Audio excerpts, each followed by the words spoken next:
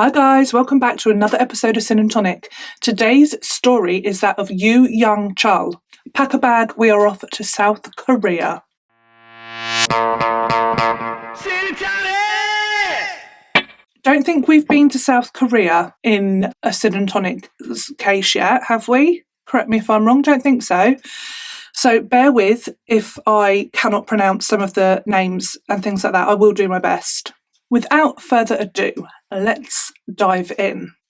Yoo was born on the 18th of April in 1970, and it was a bit of a sad start for Yoo. He was unwanted by his parents when he was born, and then he was brought up by his grandmother, who, when he was quite young, informed him that he wasn't wanted by his parents and that his mum had even contemplated killing him when he was a small baby. Nice bedtime story. Thanks, Nan. When he was 6, he then left the grandmother, wonder why, and he then went and he was living with his father in Seoul. His father was a Vietnam War veteran and they lived in poverty. His father had separated from his mother when he was very young, and he now had a new wife, so Yoo had a stepmum, and she was not pleasant either. I couldn't find anywhere that she beat him, but she beat his sister a lot, and it was a very, very abusive, unhappy household, and they were incredibly poor. When he was 8, he himself and his sister, they ran away and they went to their mother. Like, this is just all a lot, isn't it? So they then went to go and find their mother. She was also very poor. So again, they were living in poverty. And during all of this experience, because of it's awful, isn't it, that this happens? But they were bullied for being poor. They didn't have enough to eat. They didn't have a lot of food to take to school for their lunch. And they were picked on for that, which is just horrible. Yoo was an all-round, one of those kids that's good at everything, really. He was good at sport. He was artistic. He liked to paint. He carved wood. He wrote poetry. He was clever. When they got older, his dad would die. He was an alcoholic and he was involved in a car accident and he died. And this proved quite traumatic for Yoo. So when I say Yoo, maybe I should have picked a different name because it sounds like I'm saying you, Following the death of his father, Yoo turned all of his attention to his academic studies. He focused in, doubled down, became top of his class. This probably brought him a lot of he was proving himself worthy. And also there was a part of him that wanted to show people the whole poverty, being poor situation was very prominent in his life, and he was very, very angry about it.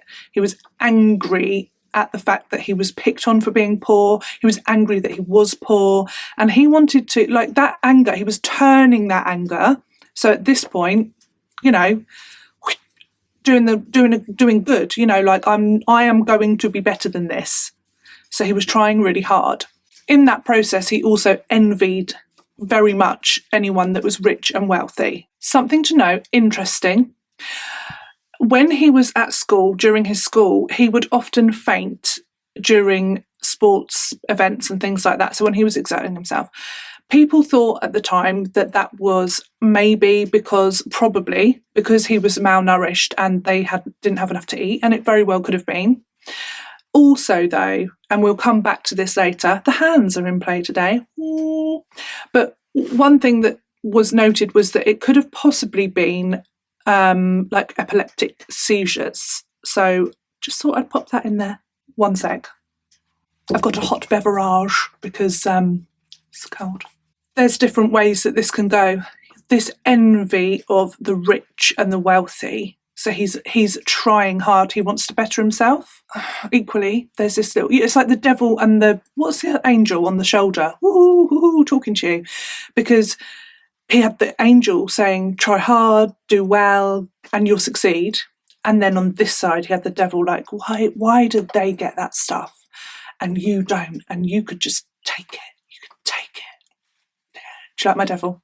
So basically, in year 2 of high school, Yoo began to commit crimes, and that devil started to win, really. His first crime, he broke into a neighbour's house and he stole a guitar and a cassette tape. Now, he probably couldn't afford those things, and he probably just thought, why did, they'll be able to get more. I'm putting words into his mouth, but that I can imagine would have been the thought process, why did they get that? And they've got enough money to replace it, that sort of thing. So he stole a guitar and a cassette player. And for that, he ended up in juvie.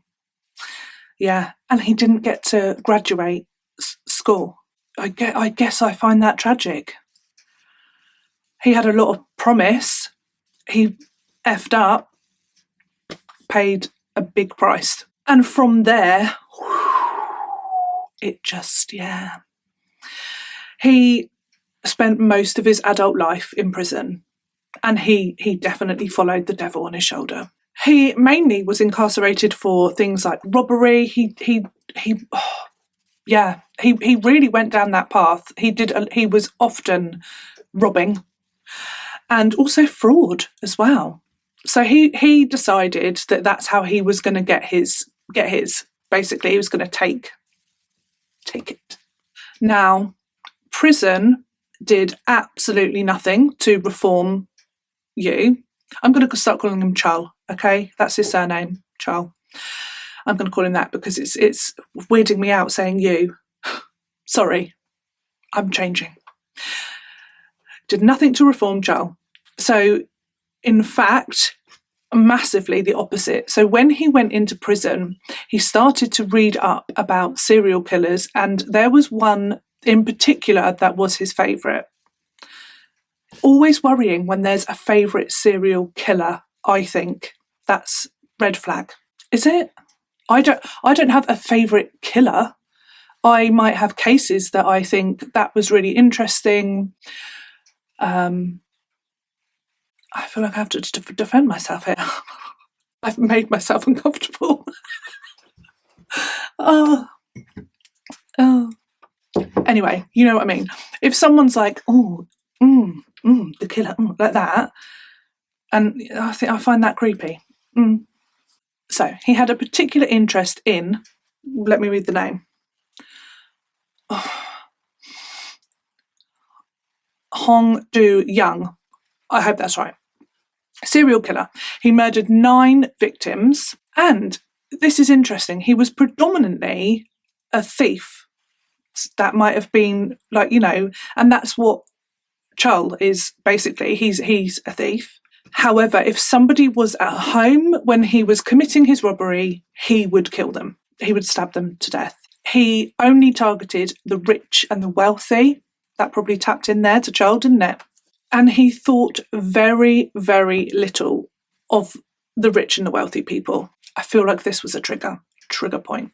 When Charles started to become obsessed with this guy, his mindset changed. Well, I think it blossomed, actually. It kind of blossomed his thought process about the rich and the wealthy, and he soon came to have a very unhealthy view of them. He believed that they were all that was wrong in the world. And pair that with this very deep envy, not a good recipe. I'm just going to mention that I'm just going to talk about animals briefly, and I will do a timestamp because I know that some people don't like that's a bit of a thing. So I'm going to start talking in a sec. I'll put a timestamp on for when I finish. Won't be long. When he left prison, he went on a particular time. It was around, I think it was in 2003. He left prison and he went almost immediately out into the world and started to collect stray dogs. And with those stray dogs, he would bludgeon them to death. And it turns out that this was, as you can imagine, that this was basically practice. On the 24th of September in 2003, Charles would take a subway to an affluent area of Seoul. He searched that area for a church. When he found one, he then searched for a house nearby. He picked one based on a number of factors. A wall, so that once he was in, it wasn't really visible then anymore, the house, to the outside world. And he watched for about 10 minutes. He then climbed the wall. He wore gloves. He wore gloves the whole time.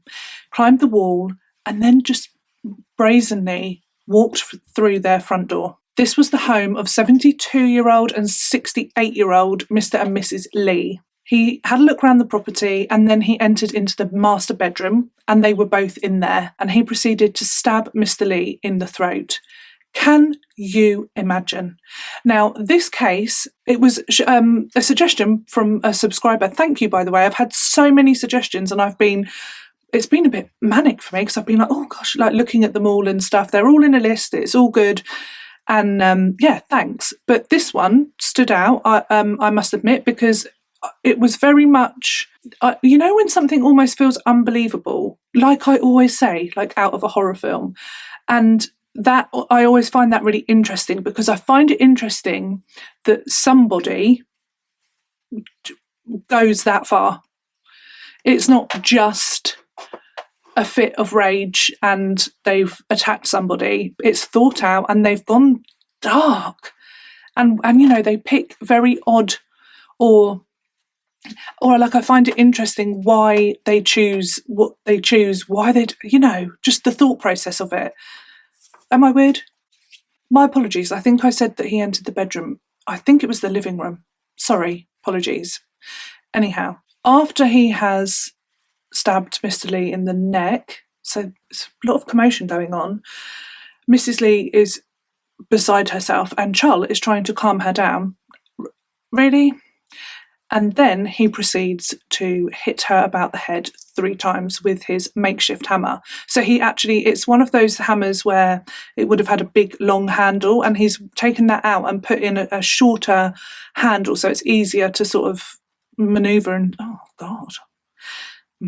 After he has killed Mrs. Lee, he then returns to Mr. Lee and he hits him 5 times over the head, and then he checks that they are both dead. And then he gets a towel from their house and tries to sort of clean himself up. That's not going to work, is it? Then he leaves. Then he realises that he's left his knife inside. What a douche. He is very nervous. He's worn gloves the entire time. He's very, very nervous about leaving any sort of evidence behind, as you would be, I suppose, if that's, your thing, if you're going to try and kill people and get away with it. So he goes back into the property, has to climb back over the wall, go back into the house, go and get the knife. When he does this, he realises that there's some footprints. So he's like, ooh. So he tries to sort of clean those off a little bit. He manages to do that mostly. Oh, excuse me, that's the bench, not my bum. And then he leaves again. He didn't steal anything. I find that slightly weird about his MO. I really do, because he was predominantly, before he started killing, he was a thief, and that was his thing, getting his, from rich people. And he is targeting with his murder a rich elderly couple. So wouldn't you think that he would steal, that would be something that he would do? But no, he doesn't. It's all about the killing. He doesn't steal a thing. He makes it look like somebody has, though, so he trashes the place. He escalates quickly because it's not long. So 9th of October, same year, he goes out again. He goes to another affluent area and he follows the same thing. He looks for a church. He looks for a wealthy house near a church. He also, in his picking of the house, looks for a house without security. Again, he scales the wall. He watches for a little bit, then he goes in. This time he meets 85-year-old Grandma Kang. She's the grandma of the household. She happened to be in the downstairs loo, and when he walks in, she comes out of the loo and there he is. Terrifying. Chul uses his hammer and he hits her over the head 4 times. The mother of the household then comes down the stairs. She must have heard something and she meets Chul. Again, terrifying. This is your home. You're not expecting this at all. Chul kicks her in the stomach and demands to know who else is home and, where are they in the house? And she says that her husband and her son are at home and they're upstairs. Chul then bludgeons the mother to death. He starts to go upstairs and that's where he meets the 35-year-old son who is on his way downstairs, and he kills him as well with his hammer. He then searches the upstairs, the rest of the house for the dad, because the mother has said that the dad is home, but he doesn't find him there, and he wasn't at home. And then he cleans up his footprints, makes it look like a robbery, and then he leaves. I've just realised that poor dad, the poor father, he probably came home and found his entire family bludgeoned to death. That is awful. Chul is acting thick and fast. 16th of October, and it's rinse and repeat. He does the same thing again. Another affluent area, another church, another wealthy house without security. This is at 1 p.m. So it's brazen in the daytime, scaled the wall, jumped into the garden at the exact time that 69-year-old Mrs. Yoo was coming out of her house to get her post. She didn't see him, but he then managed to follow her into the house, just followed straight behind. He threatened her with his knife. He asked if anybody else was home. She said no, they weren't. He then dragged her into the bathroom, beat her to death with his hammer, and then made it look like a robbery, wiped up any footprints, and then left. On the 18th of November, this time at 11 a.m, affluent area again. This time he notices when he gets off the subway a police station. So he normally is looking for a church. I'm not sure why. Why is he looking for churches? Is it because, has he got something against the... I'll try and find that in a minute. Anyway, or is it because with the police station, he has chosen a police station now, and he tries to find a house near this police station because he thinks anyone that lives near a police station, I mean, it's sick. This is sick. Anyone that lives near a police station will think they are safe. Isn't that terrible? He picks a house, he scales the wall. As he jumps into their garden, he hears a baby crying from inside the house. Nope. He goes upstairs, can't find anybody. As he comes back down the stairs, he meets 53-year-old housekeeper Mrs. Bay on the stairs, and she's holding the baby, the crying baby. As you can tell, I did not like researching this bit at all. I was like, just because I was suspenseful. He threatens her with a knife, and he's like, right, upstairs, and he takes her into the master bedroom. This is a really fancy house, by the way. When they're in there, he realises that somebody is in the bedroom. They're just in the bed, and that is the person that owns the house. 87-year-old Mr. Kim. He's having a sleep. What a way to wake up, right? Because screaming baby, house nurse, someone with a freaking knife and a hammer, fun times. Chul wasted absolutely no time. I think it took him off guard, the fact that there was somebody in the room. I don't think he thought there was. He checked. So he walked over to Mr. Kim and immediately bludgeoned him to death in front of this poor housekeeper. She was, as you can imagine, terrified, in a state of shock and trauma. Chul then walks over to Mrs. Bay. He takes the baby from her arms forcefully, because she's not going to want to let go of that baby. He places the baby onto a sofa and covers the baby with a blanket. He takes his hammer and then he bludgeons Mrs. Bay to death. He goes off to do his thing to make it look like a robbery, but he finds a safe in one of the bedrooms and he does try to get in that safe. So I think, he was fancying himself, whatever was in there. He tried to use some garden shears to open it. He really wanted to get in, and that in turn it cut his hand. So that freaked him out because he's obsessed with not leaving any DNA or evidence or anything like that, and he was terrified that he's bled in this house and that they are going to find out who he is because of his blood being in the property. So then he chooses to set fire to the room. Can't get in the safe, leave that. I'll set fire to this room. He does that, sets fire, grabs a jacket from the victim's wardrobe and scarpers because he's covered in blood and stuff. So he covers himself up with a jacket. He watches the house for about half an hour to make sure that it really is set on fire. He wants to see the flames, but he doesn't. And then he eventually leaves because a woman enters the house. So this woman walks in and he's like, oh, I'm going. Which is just, what a horrible situation for that woman to find. Luckily, the baby survived. So she walked in there and she would have found horrificness, but the baby was okay. Shortly after this, Chul is arrested. He is arrested. Now, the police know that there's been a string of, and they're very obvious, they're all bludgeoned to death, all in affluent areas. They're probably thinking, ooh, situation, serial killer on our hands, right? So, Chul is arrested. He is arrested for a very sort of minor, petty crime. Thievery, bit of thievery, going back to the good old days. When they arrest Chul, they do not look at his criminal record. Whoa, that was a mistake. If they had, they may have taken him more seriously and perhaps maybe thought that he might be capable of what he was doing or what was going on, because in his record there was so many break-ins to properties and houses and robberies and things like that. So many. That was what he did. So, but they had no idea. They didn't even look at that.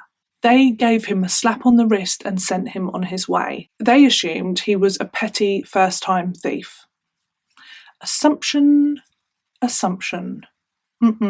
Shortly after this, Chul began in December 2003 a relationship with a sex worker. It was kind of a brief relationship, and then he proposed after not very long. She turned him down because she found out that he had a quite a severe criminal past, and also that he had been married before, and that was a no for her. This made him very, very angry. She left him and he was cross. On the 9th of February, not long after she left him, his anger bubbled over and he killed a street vendor. Killed the vendor and then he burnt the vendor's van afterwards. Just a huge amount of anger. This wasn't someone wealthy. This wasn't his normal MO. He went out and he just killed somebody with anger, a rough rage. And then things changed. This is worrying. Things just changed, and it's like worrying how his mind is working here, I think, and fascinating. His anger changed like that from the rich and the wealthy, which was an ingrained, that was his, it was a huge trigger. Those were the victims that he picked. And then his girlfriend leaving him changed everything. His anger was then focused on sex workers. It's like he's using whatever it is, whoever's wronged him, whatever, that is who he then targets next. He approaches a 25-year-old woman in an alleyway near some shops and a restaurant, again brazen, daytime, I believe it was daytime, and he shows her a fake police ID badge. He thinks that she's a prostitute. She is not. She doesn't believe the ID. She's like, no, I'm not going with you. Don't trust you. And she runs and he chases her down. And then in the street, he stabs her 5 times in the chest. And he runs and he escapes. And he's not caught for that at that point. He realises that he can ring. He can ring. For him, pick up the phone. Somebody that you have loads of rage towards, this is your new victim type, is delivered to your front door. And he took full advantage of that. They would arrive at his apartment and he would bludgeon them to death using his hammer. His first victim, female sex worker victim, he cut her body into 18 pieces. 18 pieces.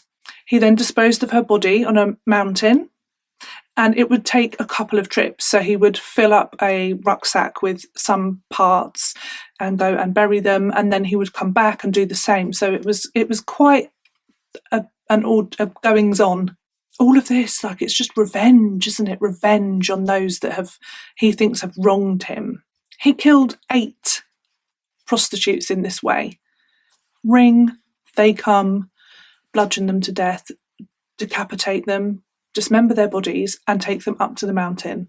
In this period, he also killed another street vendor, somebody that had sold him fake Viagra, made him cross. Again, the whole revenge thing. And he managed to bundle this guy into his van. I think he tried to use the fake ID again, and he was like, oh no. And he got him in the van, drove to his apartment, got his trusty hammer, knife, and then drove to a secluded underground car park, where he then got into the back of the van with this vendor and bludgeoned him and murdered him. I believe his last 3 victims were not sex workers, they were masseuses. Is that a word? They were massage therapists. Let's say that. Legitimately. So that was their job. This probably, most likely, definitely harks back to his first wife. So I mentioned his wife. In 1991, he married her, and they separated and divorced in 2002. So when he got sent to prison, one of the last times that he went to prison, it was for the sexual assault of a 15-year-old girl, and that was too much for his wife to bear. She could handle the thievery and the robbing, but when he did that and when he was convicted, she was out. So they divorced, and he was incredibly angry at that time. When she divorced him, he wanted to kill her, but he couldn't act on that because his son wouldn't have a mother. Oh, they had a son together. Sorry, dropping all the bombs. Yeah, they had a son. And he loved his son very, very much. Apple of his eye, would do anything for him, wanted to give him a good life. Wouldn't kill his mother because it meant that obviously then he wouldn't have a mother. And yeah, so there was a lot of anger. And in a way, I'm almost surprised that his first victims weren't, because of the way it seems like his brain works. I'm surprised that his first victims were rich, wealthy people and not masseuses. Is that a word? I'm going to say it. Because he was very, very angry with her. And it was probably one of the triggers to him starting to kill. But at that point, he chose rich, wealthy, elderly people and not massage therapists. Interesting. Wonder why. Anyway, his last 3 victims were 1st of July, 9th of July, 13th of July, and he would call masseuses. I think the first time he did, he called a masseuse to a hotel, and then he convinced her to come to his apartment to give him a massage, and then she met the same fate as the sex workers did, and he did that 2 more times afterwards. Interestingly, Chul was arrested 2 days later after his last victim for beating a prostitute in a hotel. The police at this point have no idea who they have arrested. And can you believe it? Can you believe it? He escaped. He freaking escaped. Now, do you remember I mentioned the epileptic seizure thing, possible thing from back in the day? He faked an epileptic seizure very, very realistically. So when he was in police custody, they took his cuffs off. They didn't know who they had, so they weren't like watching him like a hawk, and he managed to leave. Interestingly, he chose to go and visit his mother. I think that he knew that it was all going to come to a head. He told his mother that he wanted to die. He wasn't happy. Later that evening, Chul called a pimp to arrange for a prostitute to come to his house. Little did he know that, by now at this point, he has killed 8 prostitutes, and he does the same every time. He calls somebody, they send somebody, and then that woman effectively, she just disappears. Now, pimps, I'm assuming, they're not going to take too kindly to that. That's their business. And these women are disappearing quickly. So they have been in conversation. There's two pimps in particular that have talked to each other, Pimp A, Pimp B, let's call them.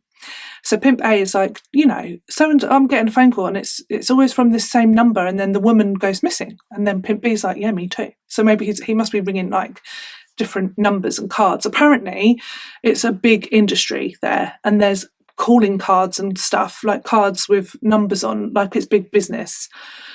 So he's called these, people, these 2 pimps, and it's happened enough for them to notice that these women are going missing. One of the pimps contacts the police and says, just to let you know, like maybe like, what is it, when you have an informant?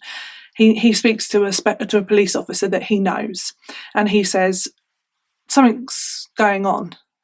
Some of the girls are going missing. Same number. So the police officer says, okay, if it happens again, ring me, let me know, and we'll be on it. So again, this is like tense, isn't it? So turns out he rings, let's say Pimp B. Pimp B sends a girl, and then Chul rings Pimp B again and says, what are you doing? You have sent me a really ugly, unattractive woman. That's not nice, is it? I've sent her back. I want somebody else. And with this, Pimp B realises it's this guy. I don't think he'd realised the first time. So he rings Pimp A. Pimp A rings the police. I think I've got this right. And the police and the pimps are like, right, stall the girl. We need to catch this guy. Clever. Ring Chul back, say, okay, my apologies, I'm going to send someone else, and she will meet you at such and such. So they arrange a meeting point, and they use a woman as bait. I don't know if the woman actually even goes, but when he arrives at the meeting point, he is quickly surrounded by a number of pimps. Like, that's frightening. And the police. I think the pimps got to him first, and they try and ruffle his feathers. Weirdly, when the police get to him, they find he's got this fake police ID, handcuffs. When he was taken into custody, Chul confessed to everything. Chul would take the police to the mountain. It was not very pleasant, because there was a lot of bodies there, or parts of bodies, and it smelled bad. I'll share some pictures. I think when I was looking at one of the pictures, you can almost see that they're like, oh, yeah. In the pictures, you would be. In interviews, he said that he'd eaten liver of four or five or six of the victims. That was not proven though, but he said that he had. There was a quote, it's quite famous in this case, and he said to the press, women shouldn't be sluts, and the rich should know what they've done. Okay. So, what evidence do we have? His confession, lengthy confession, the fact that he has taken them to the bodies, the hammer that was found at Chul's apartment had a number of the victims' DNA on it, and his shoe size was the same shoe size, because in some of the home attacks, he hadn't cleared up his footprints. Silly him. In the lead up to his trial, he was a real pickle. He attacked a judge. He went for it. Ooh. Like, that's not going to be good for you, is it, love? He also jumped over and attacked a member of public at a different hearing, because there's like loads of hearings before you get to the actual like trial and stuff like that. So in all of these things, it's a bit of a circus, isn't it, going on? And a lot of high tension. I think someone swore at him or called him a bad name. So he jumped over and attacked them. He did apologise to the victims' families in one of his court appearances, but he also said that he would never stop killing. He also attempted suicide, and after that he then said that he would not partake in any more trials or hearings or anything like that. There was all sorts of hoo-ha as well, because he was actually attacked, or he thought he was going to be attacked. My apologies, my voice is going. Outside of court, he was walking up some steps, and the mother of one of the victims, she was incredibly upset and angry at the police, because it came out that he had been arrested a couple of times during his spree, and that they hadn't checked his history and stuff like that. So she was very, very angry, and she ran up the stairs, and she had a brolly, an umbrella in her hand, and one of the police officers that was walking Chul up the stairs, he thought it was like going to be an attack, or that she had a weapon, and he kicked her down the stairs. Oh, didn't look good. The police issued an apology the following day, but doesn't look good, does it? Just kicking the victim's mother, one of the victim's mother, down the stairs, a good one. On the 13th of December 2004, Chul was found guilty of 20 murders, and he was sentenced to death. He remains on death row now. I think there was like a halt or a pause in capital punishment, I believe. So he's on death row. I find this case very interesting. He was 33 when he began killing. That's quite old. He told officers, and I think there's a number of reasons why he started killing. He told officers when he was caught that he believed it was his destiny to die young. Now, his father and his brother died young, in their 30s. His father died, he was an alcoholic, and then he died in this car accident, didn't he?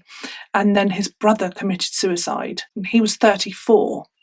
So I wonder if that played into it as well. If you have these sort of tendencies that are sort of in the background for violence and murder, and you've already been triggered, and you've got a lot of anger and rage and envy and all of that bubbling away, and then you kind of believe that you're not going to really live much after like the next year, 34, 35 or whatever. If that's a belief of yours, it might have almost been like, do it now or never. So that might have been a factor in it. You know, like he thought the end was near, so he better get going. What a bucket list, by the way. Definitely think his wife leaving him in the 2002/3 time was a massive trigger. Very angry. And then again, he was triggered when his girlfriend left him later on in that year. It's abandonment issues, isn't it? And that is massive. Like, you cannot minimize what that does to a person. He was abandoned as a baby, really, and he knew that his mum was gonna maybe I should just kill this child, like really unwanted, and that is huge. So yeah, I think that all of that massively played into it. I think he was terrified of being abandoned, and then his wife did it, which triggered I think the first killings, and then his girlfriend as well. Not that it's their fault, no. He is all to blame. But I find it's always interesting looking back at why they, unleashed the beast, if you like. And that is all I have for you on today's case. I didn't even finish my hot beverage. It's cold, freezing cold now.